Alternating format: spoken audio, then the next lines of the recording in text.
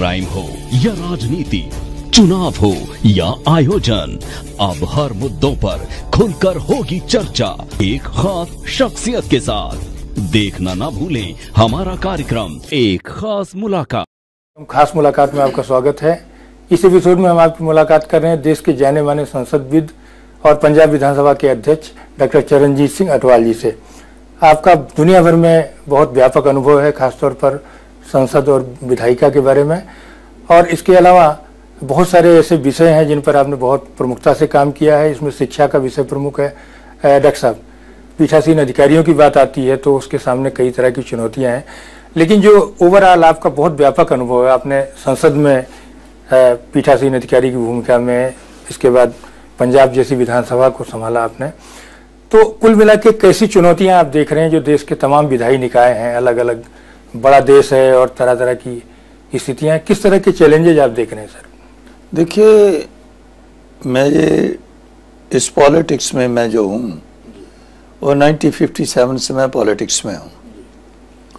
तो मुझे सबसे पहले मैंने 69 में इलेक्शन लड़ी एमएलएज की, उसके बाद 77 में मैं एमएलए हमारे हल्का दाखा से बना, उसके बाद 85 में लोकसभा का मेंबर बना, फिर 97 में मैं एमएलए पंजाब लेजिस्लेटिव असेंबली का भी बना और पंजाब विधानसभा के स्पीकर के तौर पर भी मुझे काम करने का मौका मिला।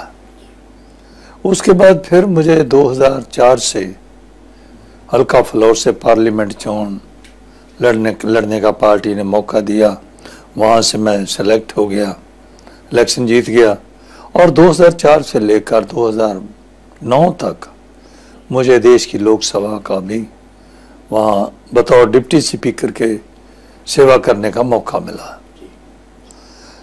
और जब से मैं 97 से एमएलए बना, देश का विधानसभा का स्पीकर बना, उस वक्त से लेकर मुझे बाहर जाने का बहुत मौका, कई बार मौके मिले हैं।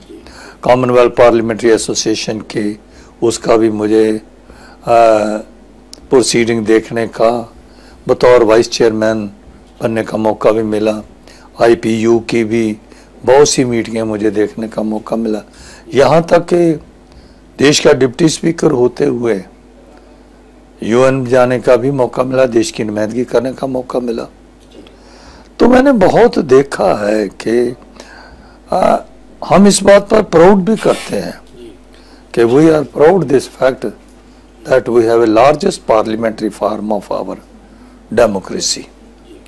हमारी डेमोक्रेसी जो देश की है, ये मैच्योर डेमोक्रेसी है, इसकी डीप रूटेड है। मैं ये कहना चाहूँगा कि बाबा साहब डॉक्टर अम्बेडकर जी की अध्यक्षता में जो हमारी कॉन्स्टिट्यूशन बनाने की कमेटी बनी थी, हमें उसने ऐसा कॉन्स्टिट्यूशन दिया है कि जब कभी भी कोई हमारे समस्या आती है, फॉर एग्जांपल हमारे डेमोक्रेसी में हमारे 3 ऑर्गन्स हैं, ये जो लेजिस्लेचर है, एग्जीक्यूटिव है और हमारे जुडिशरी है।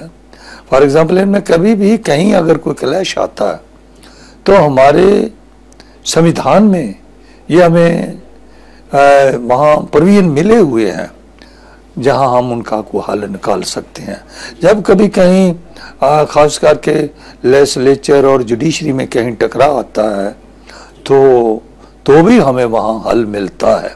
और हमारा ये जो कॉन्स्टिट्यूशन है, मैं ये कह सकता हूँ कि ये एक ऐसा कॉन्स्टिट्यूशन है जिसका दुनिया में कोई मुकाबला नहीं है। जी सर, आप ठीक कह रहे हैं सर, ये जो आपने बात कही, लेकिन एक बड़ी इंपॉर्टेंट चीज़ सर ये दिख रही है कि जो जितने चुनाव हो रहे हैं, जो 16 चुनाव हो गए पार्लियामेंट के या अलग अलग स्टेट में जो चुनाव हुए हैं, उनमें आप एक चीज़ देख रहे होंगे कि जो वोटिंग परसेंट है लगातार बढ़ रहा है। त्रिपुरा जैसे स्टेट में तो 93-94% हो गया। इसका मतलब है कि जो लोग जो डेमोक्रेसी के प्रति तमाम कारणों से उदासीन भी रहे, उनकी भी भागीदारी बढ़ रही है जो है।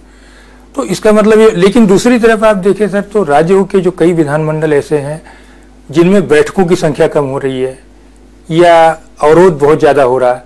आपके हिसाब से सर, आपने पूरी दुनिया देखा हुआ, कॉमनवेल्थ पार्लियामेंट्री एसोसिएशन के भी वरिष्ठ पदाधिकारी के तौर पर भी आपने बहुत सारी चीज़ों को देखा।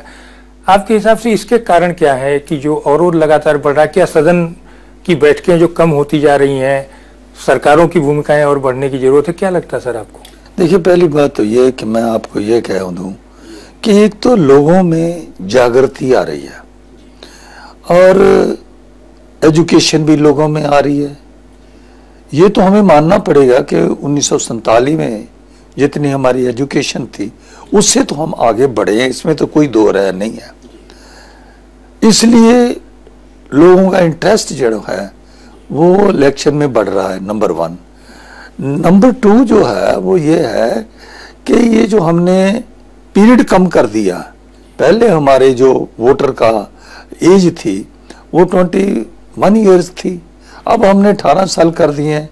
तो ये नेचुरली अब हो सकता है कि बच्चों को वोट डालने का ज्यादा शौक होता है। इसलिए ये जो आपका सवाल है ना कि क्यों बढ़ रहे हैं, वो तो मेरा यही है कि एक लोगों में जागृति आ रही है, एक लोग राज में भागीदारी लेना चाहते हैं। सरकार में जो सरकार के नुमाइंदे हैं वो अपने नुमाइंदे भेजना चाहते हैं, इसलिए वो मैं कह सकता हूं कि वोटर जो परसेंटेज है वो बढ़ रही है। 2 कारण ही मैंने बताए हैं, एक तो एजुकेशन और दूसरा जो उम्र का जो कम हो जाना, और लोगों का तीसरा इंटरेस्ट बढ़ जाना, भागीदारी। वो चाहते हैं कि हम ऐसे नुमाइंदे को चुनें ताकि हमारा नुमाइंदा बहुत वोटें लेकर चुना जाए और वो कहे कि देखो मैं इतनी वोटें लेकर आया, मुझे मिनिस्टर बनाओ, मुझे पोजीशन दो।